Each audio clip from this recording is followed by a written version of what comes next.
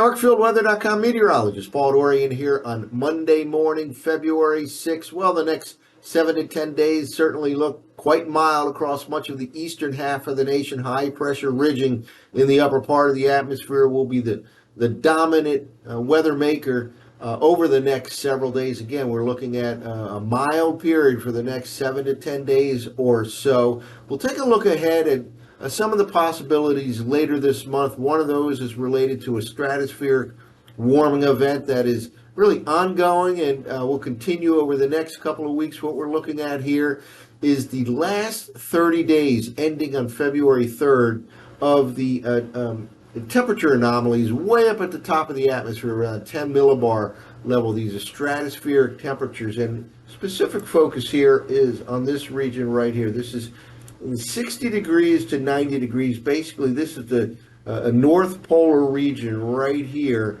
and you can see the oranges represent a warming in that part of the atmosphere, in that part of the world. And again, over the past 30 days, this particular loop shows significant warming across the polar region in the northern hemisphere.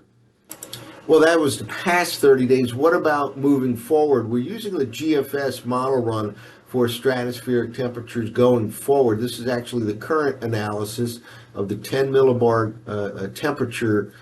temperature pattern here at the highest levels of the atmosphere, stratospheric level. The U.S. situated here in this particular map, the North Pole, right in this little circular area right here. And normally we have a polar vortex such as this with cold temperatures sitting over or near the North Pole. As it is right at the moment, there is, as we saw a moment ago, some stratospheric warming taking place, and here it shows up on the current temperature map here over the northern hemisphere. And take a look at what happens over the next 10 days. We go from this right now to this kind of a pattern over the next 10 days. This is 10 days from right now, around the middle part of February.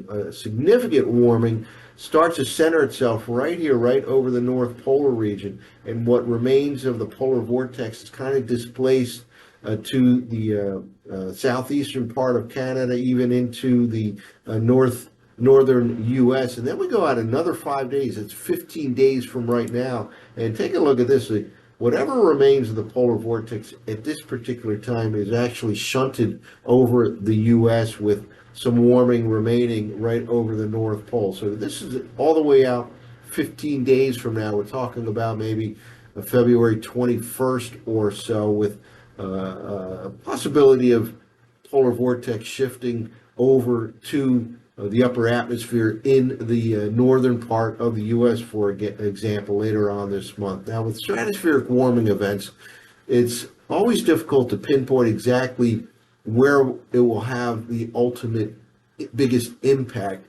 Typically, with a stratospheric warming event, cold air masses that are situated over the high latitudes get displaced into the middle latitudes. Now, whether they get displaced into the western U.S. or the eastern U.S. or perhaps even on the other side of the pole into Europe or Asia is still a little early to tell. But with a stratospheric warming event, it certainly raises the possibility of some cold air outbreaks making their way from way up in Canada into the U.S. later on this month, and perhaps even going into the month of March. Well, for more of a near-term outlook, let's take a look at the ensemble run of the European model from last night, the 0Z ensemble run. And we're looking at 500 millibar height anomalies over North America. This is as we begin the day here today on Monday, February 6th. Strong ridge starting to pop up here over the Mississippi Valley region. And we'll just move forward in time. And wherever you see the orange here, that is indicative of higher heights than normal, higher pressures than normal. At this time of the year, generally higher temperatures than normal. It kind of shifts right into the eastern part of the U.S. by tomorrow. It's certainly a relatively mild day today, even in the eastern U.S., certainly compared to what we experienced late last week into the weekend. But watch what happens with this ridging. it just kind of sticks around and kind of re-intensifies here later in the week. And we're looking at temperatures that could climb up to near 60 degrees by the time we get to Thursday afternoon. Places like DC, even Philadelphia, New York City, way up in the 50s. Unfortunately, that warm up will be accompanied by some shower activity. But here we are into Thursday with a strong ridge continuing to sit over the eastern part of Canada and the U.S. Now, when we get to the upcoming weekend, it certainly looks like there'll be at least a 2 day cold shot coming in. This is the Saturday morning forecast map with a trough of low pressure moving into the east, but as has been the case for the past several weeks, only a temporary return to a colder weather pattern for this Saturday and Sunday in the eastern U.S. We go out farther into time into the early part of next week, and here we are all the way a week from now, and ridging pops up again over the eastern part of the U.S. So again, for the bulk of the next 7 to 10 days or so, it looks like a relatively mild weather pattern in much of the eastern half of the nation. The exception may be this upcoming weekend, that Saturday and Sunday time frame. Well, let's now take a look at last night's operational run of the GFS over the next week or so. Here we have a pretty strong system over the western Atlantic, but is not impacting the mid-Atlantic region. We'll move farther into time. Again, relatively quiet couple of days here. The frontal system that could bring a shower or two to the northeast U.S. on Tuesday night, and then a more impressive system on Thursday. And again, this is the day where temperatures will climb all the way through the 50s. A place like DC maybe flirt with the 60-degree mark, and it'll be mild in Philadelphia, New York City as well, way up in the 50s. Could be a few showers around as a frontal system approaches the eastern seaboard, and then by the time we get into the latter part of the week, this is the Friday night forecast map from last night's GFS.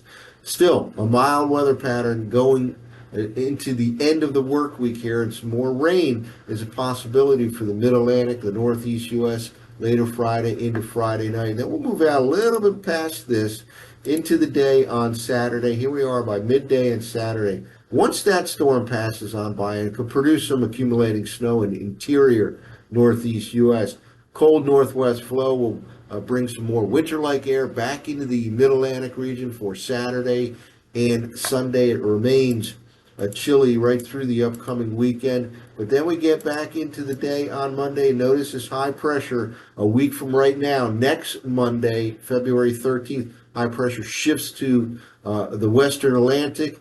And there you go again, the same kind of pattern we've been having for the last several weeks. On the backside of that high, southwesterly flow will reform over much of the eastern third of the nation. And after a chilly weekend on Saturday and Sunday, it looks like it'll get mild again in the eastern half of the nation early next week. And again, high pressure ridging aloft will dominate the scene in much of the eastern half of the nation for the next 7 to 10 days or so. Again, the exception will be this upcoming weekend, where it looks like seasonably cold conditions for this time of the year on Saturday and Sunday in much of the eastern part of the nation. That's it for now. For ArcfieldWeather.com, I'm meteorologist Paul Dorian.